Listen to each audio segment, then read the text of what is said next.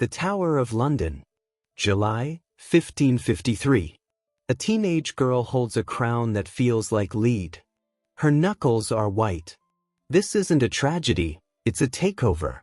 What if Jane Grey never lost her throne? What if the 9-day queen ruled for 50 years? Before we continue, if you like the video, make sure to subscribe and like and comment where are you from and where are you watching from the council bows.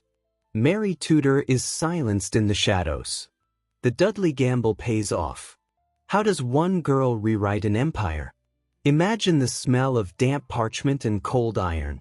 In the heart of London, John Dudley, the architect of this coup, knows the crown is a noose until Mary Tudor is silenced. He doesn't wait for a formal coronation. He acts. While the streets of London are still whispering about the 9-day queen, Dudley's riders are already in the saddle. Their mission? To decapitate the Catholic resistance before it can draw a single breath. Every lord with an altar in his basement is now a target. Sealed letters, dripping with wax and cold intent, fly across the English countryside under the cover of a moonless night. In our timeline, Mary escaped to Framlingham and rallied a nation. But here? The Dudley Gambit is a masterstroke of ruthless timing. He doesn't just chase her, he traps her. Think about the ripple effect. Without Mary's counter-revolution, the Catholic heart of England doesn't beat, it breaks. Jane sits in the Tower, not as a prisoner, but as a sovereign, watching the gates close on her rivals. She sees the Duke return, his boots caked in the mud of the Midlands, carrying the broken seal of the Princess Mary. The threat is neutralized. The resistance is a ghost. But as Jane looks into the Duke's cold, triumphant eyes, a chilling question lingers. In securing her throne, has she merely traded one cage for another? And what happens when a queen realizes her protector is also her jailer? Imagine the silence of Westminster Abbey. Not a holy silence, but the heavy, breathless pause of a nation witnessing a heist. July 1553. The crown of St. Edward is lowered onto the brow of a 16-year-old girl who never asked for it. Jane feels the weight, not of the gold, but of the millions of lives now tied to her pulse. As the anointing oil is smeared on her palms, the 9-day queen becomes a ghost of a timeline that will never exist. In the shadows of the choir stalls, John Dudley watches. His gamble has paid off. By crowning Jane, he hasn't just placed a girl on the throne, he has weaponized the divine right of kings. If God has chosen Jane through the will of the dying Edward, then to oppose her is to oppose the heavens themselves. But what happens to a kingdom when its rightful heirs are declared bastards by the stroke of a pen?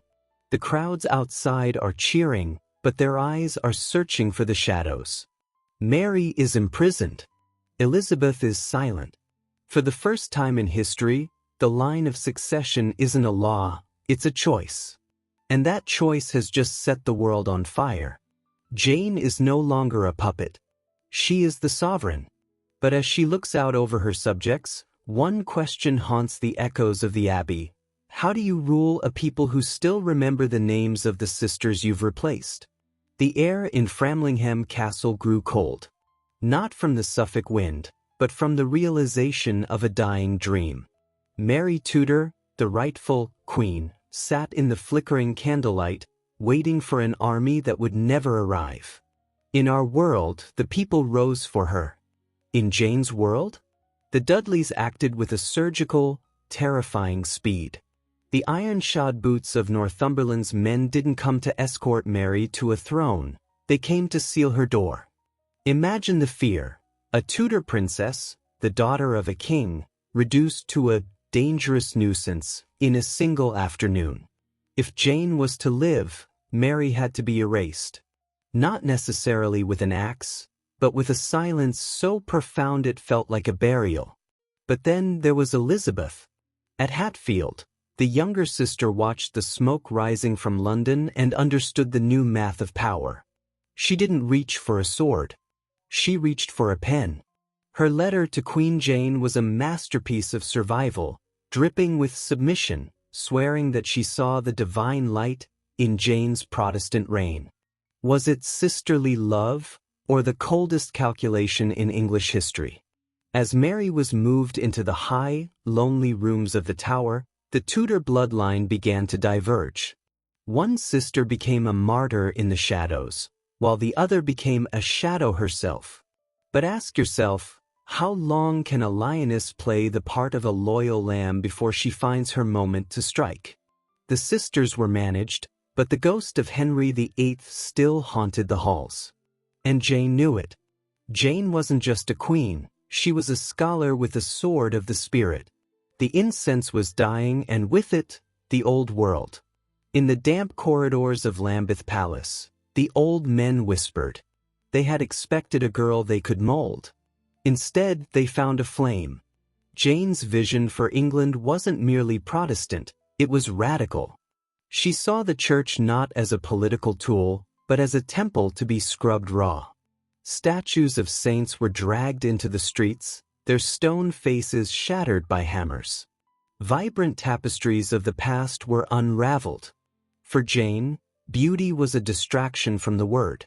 Imagine the terror of a country forced to change its heart overnight.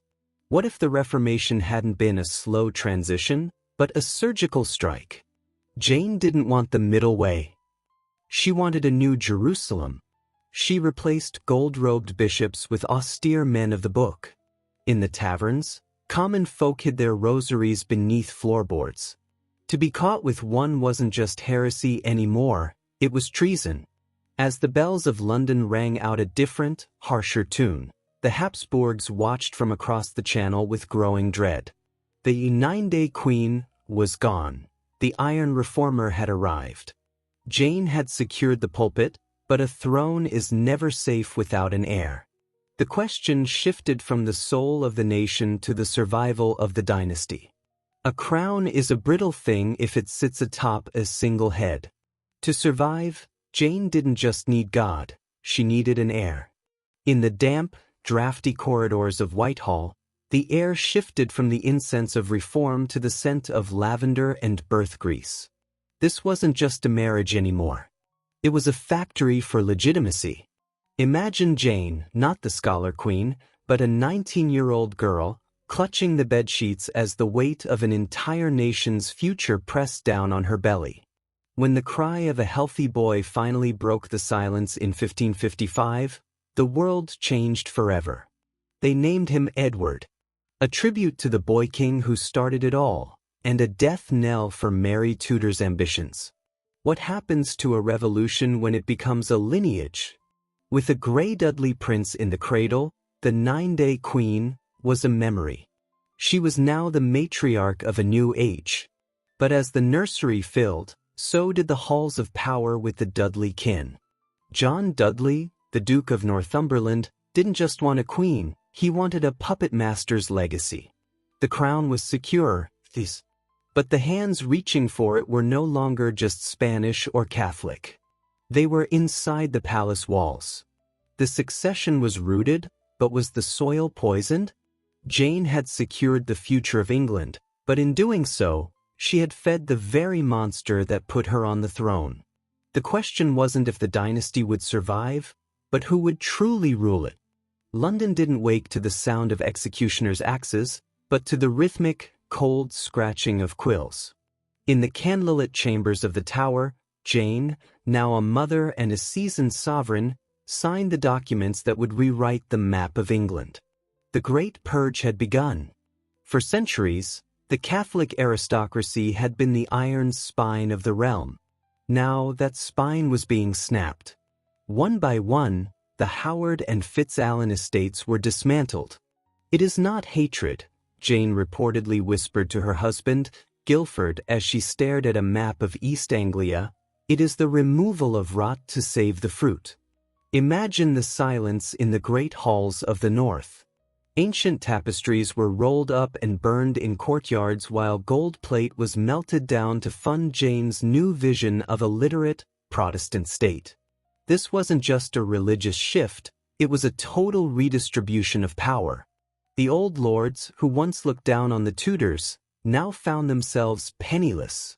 Their titles were stripped and handed to new men, loyalists who owed their very existence to the Grey Dudley line. But what happens to a nation when you tear out its roots? Does it grow stronger, or does the soil begin to sour? As the last Catholic stronghold fell, the echoes reached across the English Channel. In the courts of Spain, a storm was brewing. The Hapsburgs had lost their bridgehead in England, and Philip II was not a man to suffer such a loss in silence. The shadow of the Escorial is long, and it smells of incense and iron. Philip II of Spain, the self-appointed sword of the Counter-Reformation, did not take no for an answer. In our timeline, he married Mary Tudor. In this world, he is a jilted suitor to a throne that has just purged his faith.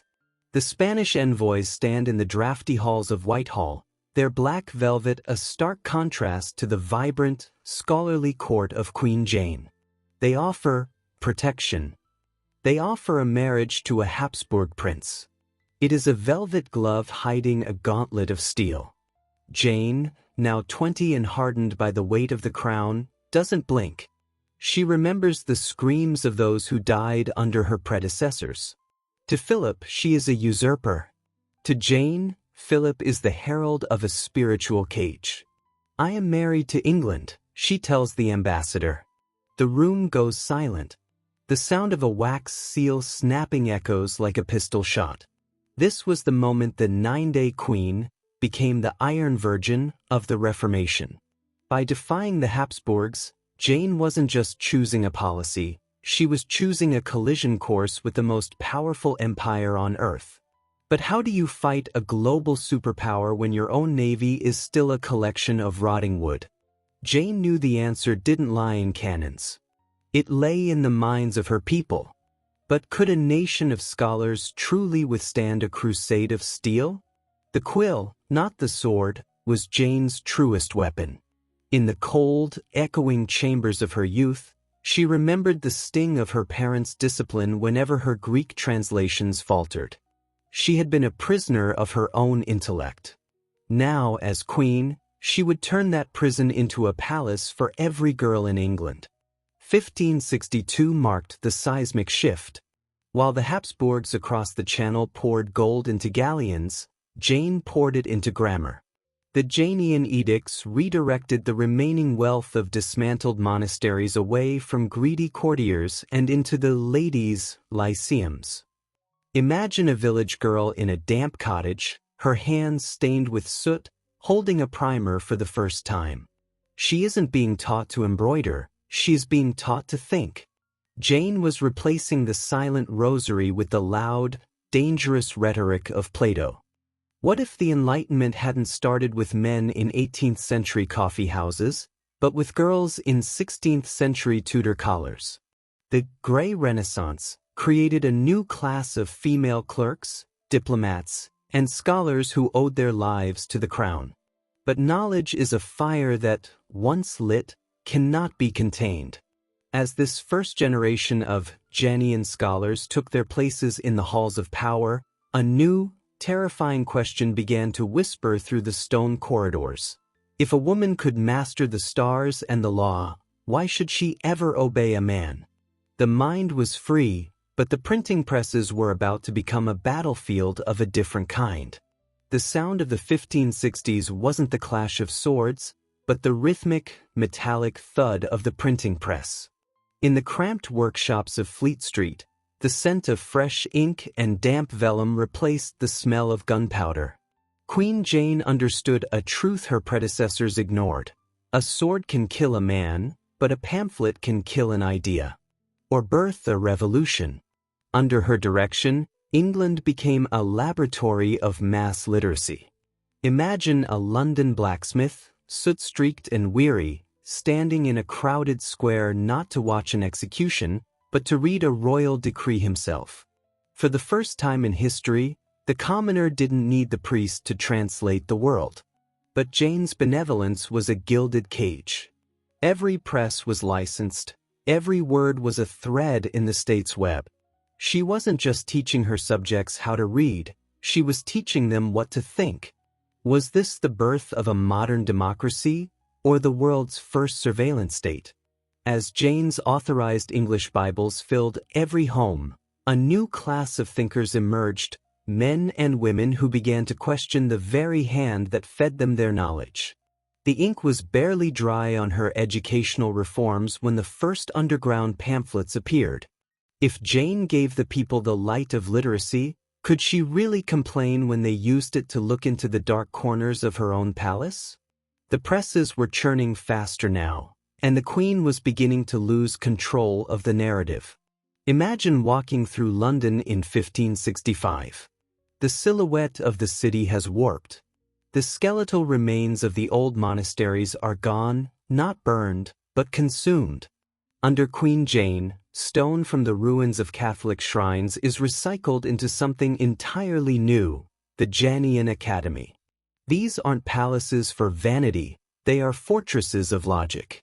Gone are the tapestries of saints, replaced by intricate maps of the stars and the sprawling geometry of the New World. It's a quiet, intellectual revolution carved in limestone. Jane's Protestant Renaissance is austere, clean, and frighteningly efficient. The nobility no longer competes for the most gilded doublet. They compete for the most expansive library. But this shift isn't just aesthetic. It's psychological.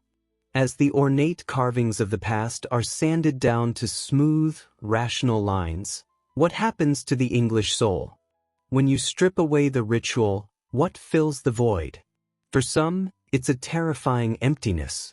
For others, it's the freedom to build a future without ghosts. Yet, as the hammer hits the chisel in London, a different sound is echoing across the North Sea. The aesthetic of Jane's England is beautiful, yes, but can it survive a world that still believes in the divine right of blood and iron? The maps of the 1570s were being redrawn, and not with the blood of soldiers, but the ink of scholars. For decades, the Spanish Habsburgs had treated the English Channel as their own private lake. But Queen Jane, now a seasoned sovereign in her 30s, was about to shatter that hegemony forever. Imagine a Europe where the center of gravity shifts north, away from the gold of the Vatican and toward the printing presses of the Rhine. Jane's vision was as intellectual as it was strategic. She didn't want a marriage alliance. She wanted a spiritual and political iron curtain. In the drafty halls of Westminster, letters were sealed with the heavy wax of the Grey Dudley crest, destined for the Protestant princes of Germany. This wasn't just trade, it was the birth of the Anglo-German Protestant League. Philip II of Spain watched from the Escorial, his fingers white-knuckled over reports of this heretic union. By bypassing the traditional Catholic powers, Jane wasn't just defending her crown, she was creating a new world order. Would the Reformation have survived without this English anchor? Perhaps. But with Jane, it didn't just survive, it thrived.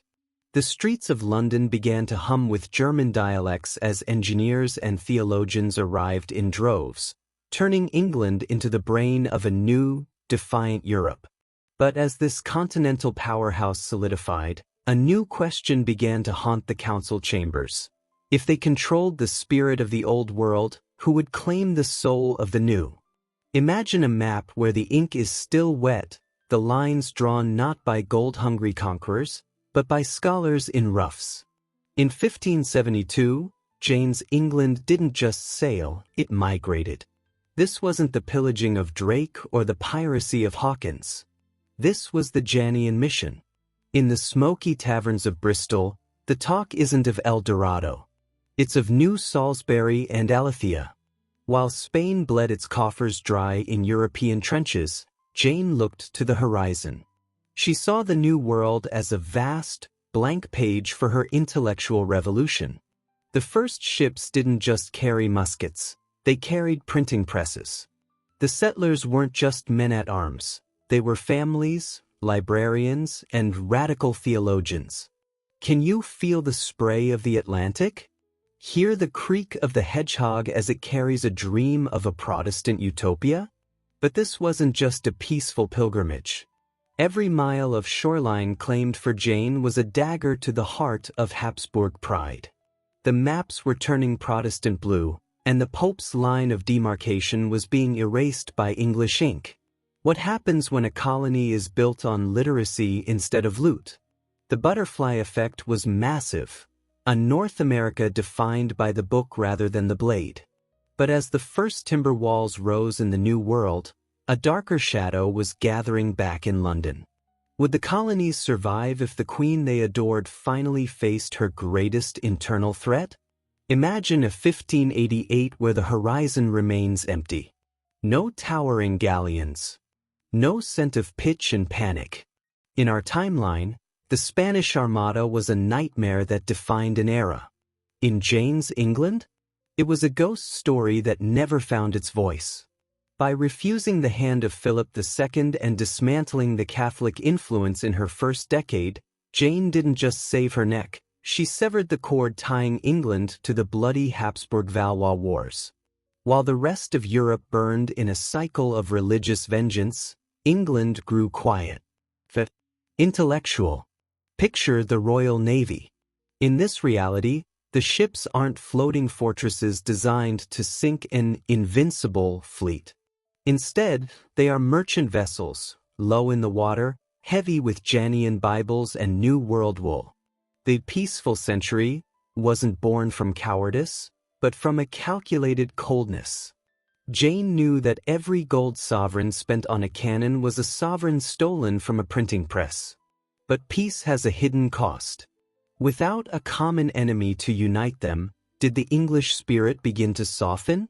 Or did the internal pressure of a radical, scholarly state begin to boil beneath the floorboards of Whitehall? As the bells of 1600 toll, the 9-day queen has become the grandmother of the Reformation. But as her breath grows shallow, a chilling question haunts the court. Can a kingdom built on books and silk survive a world that is still ruled by the sword?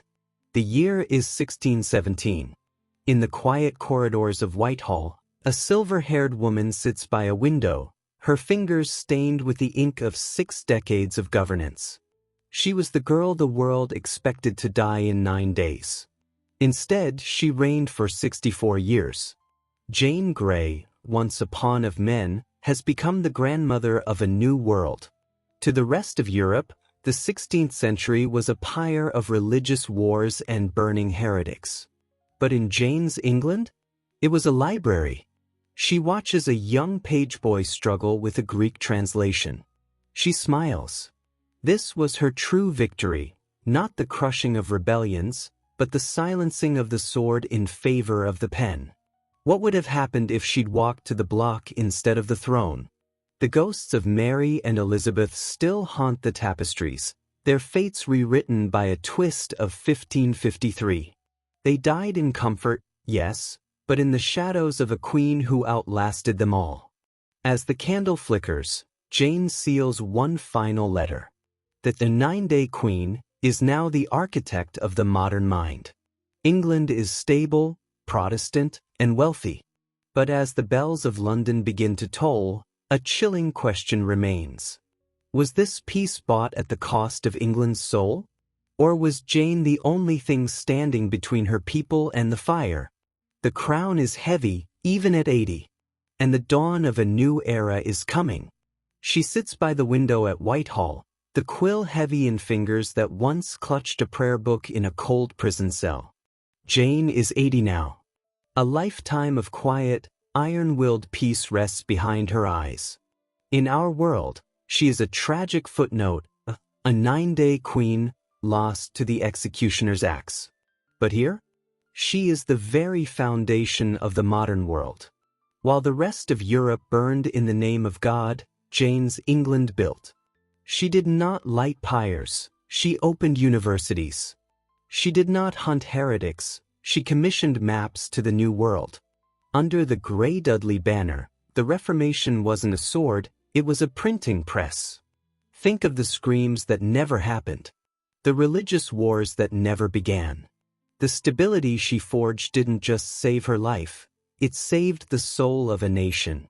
We often view history as a series of inevitable collisions, but Jane's long reign proves that sometimes the greatest revolutions are silent. They happen in the libraries, in the treaties, and in the heart of a girl who refused to be a martyr. In our history books, she is a victim of a cruel game. In this world, she played the game and won everything. We remember her as the girl who died. But she was always meant to be the queen who lived. The 9-day queen gave England 64 years of light. And in that light, the world changed forever.